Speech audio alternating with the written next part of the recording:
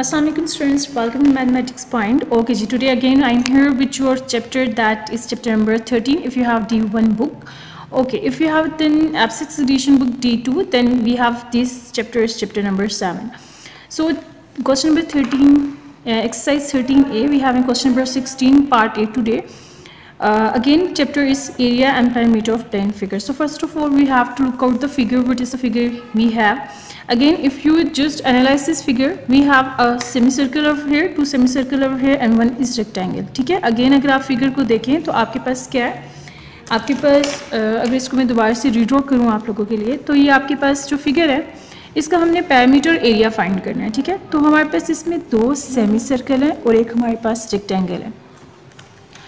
अगर हम इस फिगर को, अच्छा पैरामीटर सबसे पहले होता क्या है, ये आपके पास आउटलाइन होती है किसी भी चीज़ की. जैसा ये अगर आपके पास फिगर है तो इसकी जो आउटलाइन है ये आपके पास आपका पैरामीटर कहलाएगा. ठीक है, इसको हमने फाइंड आउट करना है. तो इस फिगर को ज़रा आप देखें, आपके पास इसके 3 पार्ट्स है, 1 2 3. अगर मैं पार्ट 1 और 3 को कंबाइन करूँ तो ये 2 सेमी सर्कल्स या 2 हाफ सर्कल्स मिलके हमारे पास एक सर्कल बना देते हैं. ठीक है, तो ये हमारे पास एक कंप्लीट सर्कल हो गया.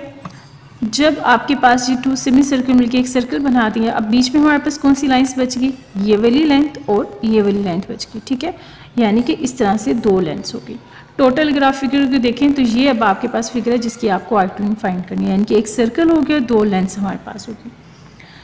अब लेंथ की बात करें और सर्किल की बात करें तो सबसे पहले हम इसका रेडियस और इस लेंथ को फाइंड कर लेते हैं कि यहाँ से यहाँ तक हमारे पास इसकी लेंथ कितनी बनती है. अगेन आप देखो, आपके पास एक सर्कल है जिसका डायमीटर हमारे पास गिवन है 21.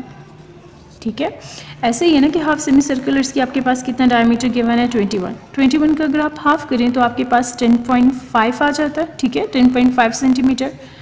अब सर्कल को जब आप मिड पॉइंट से कट करते हैं तो इसका हर तरफ से जो रेडियस होता है वो सेम रहेगा, यानी कि 10.5 यहाँ से 10.5 इधर 10.5 इधर, यानी कि अगर आप 4 इसके क्वाड्रेंट्स में कन्वर्ट कर रहे हैं तो आपके पास हर क्वाड्रेंट का ये जो रेडियस है आपके पास ये कितना होगा 10.5. सो यहाँ से तो हमारे पास सर्कल का रेडियस आ गया. अब हमारे पास आती है कि ये लेंथ. आप देखो आपके पास फिगर के 3 पार्ट थे, हमारे पास ऐसे यहाँ पे लेंथ और ये लेंथ थी. यहाँ से 10.5 माइनस कर दें, 10.5 माइनस, जो टोटल लेंथ हमारे पास थी 36. इस 36 में से ये 10.5 अगर हम माइनस करेंगे तो हमारे पास इस स्पेसिफिक एरिया की या इस लेंथ की हमारे पास इस लाइन की हमारे पास सेगमेंट की लेंथ आ जाएगी. तो यहाँ से हमारे पास इसकी लेंथ फाइंड हो जाएगी और हमारे पास पैरामीटर आ जाएगी. क्वेश्चंस को प्रॉपर्ली स्टार्ट करते हैं. हमारे पास अगेन हमने फाइंड आउट करना है. Okay, now we have to find out the parameter of the figure.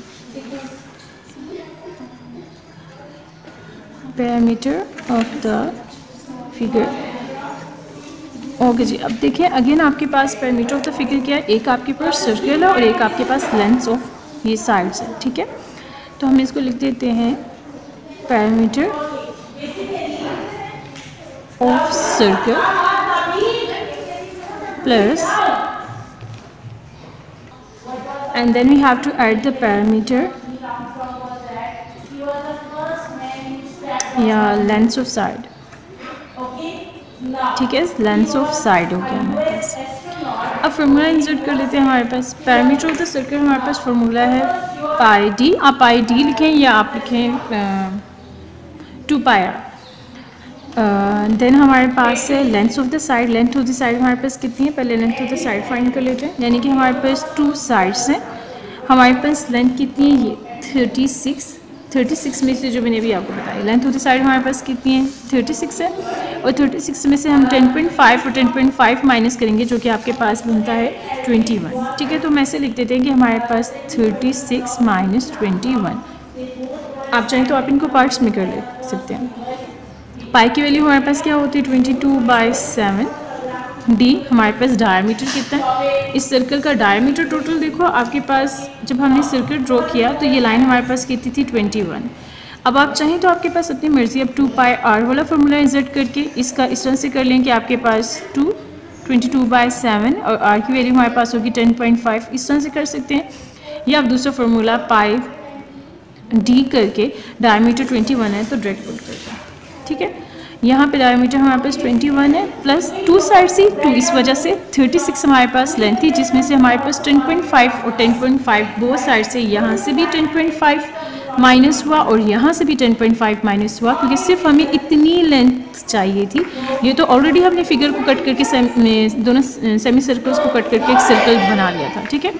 तो यहाँ तक हमारे पास जो लेंथ है उसको हमने फाइंड आउट करना है, इसलिए 36 में से हमने माइनस कर दिया 10.5 जो कि आपके पास क्या बनता है 21, जो मैंने यहाँ पे लिख दिया।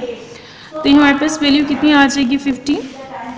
अब इसको सिंप्लीफाई कर लेते हैं, 7 1 0 7 7 3 0 21, then you have 22 into 3 plus 5 3 2 15 30, और ये हमारे पास आ जाएगा 66 प्लस 30 एंड 96 सेंटीमीटर हमारे पास है, यस 96 सेंटीमीटर हमारे पास हो गया, इसका पैरामीटर ऑफ द फिगर हो गया।